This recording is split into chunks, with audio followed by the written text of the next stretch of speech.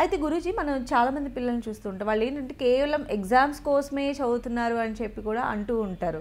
దానిపైన మీ అభిప్రాయం? ఇది కూడా పేరెంట్స్ తప్పేనండి. కేవలం నీకు ఐఐటీలో సీట్ రావాలరా, మెడిసిన్లో సీట్ రావాలరా అంటుంటారు. ఆ ఐఐటీకి సిలబస్ ఒకటే చదువుతారండి. అందుకే 8వ క్లాస్ చదివిన తర్వాత 7వ క్లాస్ పాఠాలు మర్చిపోతూ ఉంటారు.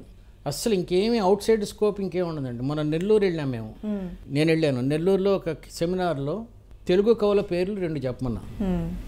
తెలుగు కవులండి, మన నన్నయ్య తిక్కన. చాలాసేపు ఆలోచించి ఎర్రా ప్రగడ అంది. కరెక్ట్గా చెప్పావమ్మా, కానీ నువ్వు ఎందుకు చెప్పావో నాకు తెలుసు, నువ్వు 10th క్లాస్ చదువుతున్నావు కదా.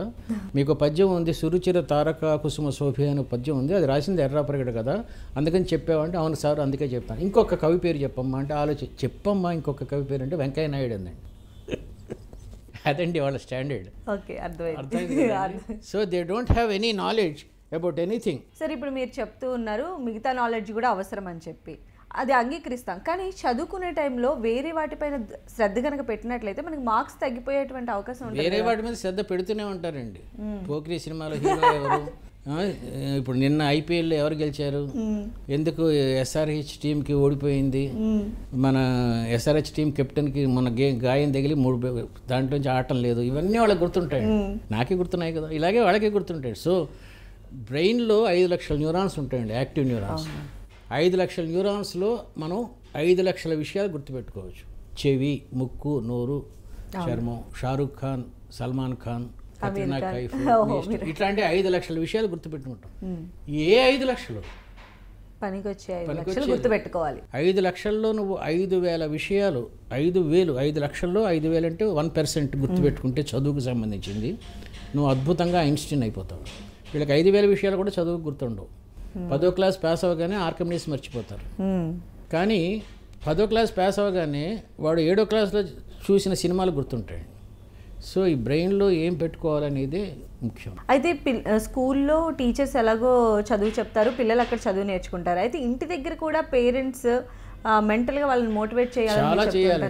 చాలా చేయాలి పేరెంట్స్. అలా చేయడం వల్ల 2 అడ్వాంటేజెస్ ఉన్నాయి. ఒక ఉదాహరణ చెప్తాను. మా చిన్నప్పుడు మా అబ్బాయికి నేను నా రూమ్లో కూర్చోబెట్టి, ఒరే కళ్ళు మూసుకొని నీ బెడ్రూమ్లో ఏమేమి ఉన్నాయి, నువ్వు దాదాపు 4 years నుంచి నీ బెడ్రూమ్లో పడుకుంటున్నావు, ఏమేమి వస్తువులు ఉన్నాయి, ఒక్కొక్క వస్తువుకి 5 రూపాయలు ఇస్తాం. రైట్, టెస్ట్ పెట్టారు. He use to close his eyes, think 100 రాసితే 500 వచ్చింది కదా, ఇంకొకటి రాస్తే ఈసారి 100 రూపాయలు ఇస్తాను, ఇంకొకటి రాయి. అర్థమవుతుంది కదా. ఇలాంటి టెక్నిక్స్ చేయాలండి. బ్రెయిన్ని చర్నింగ్ అంటారు, అంటే కవ్వంతో చిరికినట్టు చర్నింగ్ అంటారు. Johnny Johnny yes papa, eating sugar no papa. దీని వెనకాల నేను చెప్పనేవాడిని. ఆహాహా open your mouth, no papa telling lies, no papa eating sugar, yes papa Johnny Johnny. Twinkle twinkle star వెనకాల నుంచి చెప్పనేవాడిని. Like a diamond in the sky, ఏది twinkle twinkle little star, how I wonder what you are, up above the world so high, like a diamond in the sky, like a diamond in the sky, up above the world so high, how I wonder what you are, twinkle twinkle little. ఇలా చేయటం వల్ల కేవలం పిల్లల్లో జ్ఞానమే కాదండి, నా తండ్రి నాతో ఎక్కువ టైం గడుపుతున్నాడు, ఎంత బ్యూటిఫుల్ ఫీలింగ్ అండి ఇది. ఇలాంటివి చాలా చేయొచ్చండి. నేను రాత్రి సినిమాకి వెళ్ళాం కదరా మనం, స్టోరీ చెప్పు, నాకు 10 లైన్లలో చెప్పు స్టోరీ. ఓకే, ఎంత బాగుంటుందండి. ఇలాగ మహేష్ బాబు వచ్చాడు, హీరోయిన్ వచ్చింది, చూశాడు, ఒరే 3 సెంటెన్స్లు అయిపోయినాయి, నువ్వు ఇంకా ఫస్ట్ రీల్లోనే ఉన్నావు కాబట్టి ఎబ్రిడ్జ్ చేయి. ఈ వచ్చిన హీరోయిన్ని మహేష్ బాబు చూశాడు, లవ్లో పడ్డాడు, 2 సెంటెన్స్లు అయిపోయినాయి, ఇంకా 1 సెంటెన్స్ చేయడానికి ట్రై చేయి. ఇలా చేస్తూ ఉంటే ఎబ్రివిటీ వస్తుంది, టాకింగ్లో ఎబ్రివిటీ వస్తుంది. బ్యూటిఫుల్ ఎక్స్పీరియన్సెస్ అండి ఇవన్నీ. ఈ మెంటల్ గేమ్స్కి సంబంధించి ఇంకొన్ని ఎగ్జాంపుల్స్ చెప్తారా?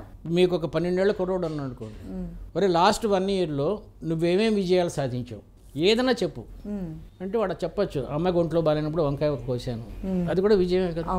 చెల్లికి జడేసి, ఇది కూడా విజయం కదా. ఇలాగా ఏమేమి విజయాలు సాధించావు. ఒరే నేను మా బాస్కి లీవ్ లెటర్ పెట్టాలి, ఒక లెటర్ రాసి పెట్టు. నాకు ఫాదర్ ఎగ్జిక్యూటివ్ అనుకోండి, నా కింద పనిచేసేవాడు ఒక క్లర్క్ చాలా బాగా పనిచేస్తున్నాడు, వాడికి అప్రిసియేషన్ లెటర్ రాయి అంటే వీడు బాస్గా ఊహించేసుకొని, ఆ చేసేవాడు గుమస్తగా ఊహించుకొని వాడికి అప్రిసియేషన్ లెటర్ నాన్న తరఫున రాస్తాడు. These are all beautiful examples how a father can relate himself with the child in so many ways. అలానే ఎండమూరి గారు మీ లైఫ్లో ఎలాంటివి మా ఫాదర్ చేసిందా? యా బి రామచంద్రరావు అని ఒక డైరెక్టర్ ఉన్నాడండి, నాకు అంకుల్ అవుతాడు వరుసకి. అప్పుడు అతను పెద్ద డైరెక్టర్. అల్లూరి సీతారామరాజు, దేవుడు చేసిన మనుషులు, మరుపురాని కథ, వాణి శ్రీతో, ఇలాంటి సినిమాలు తీశాడు.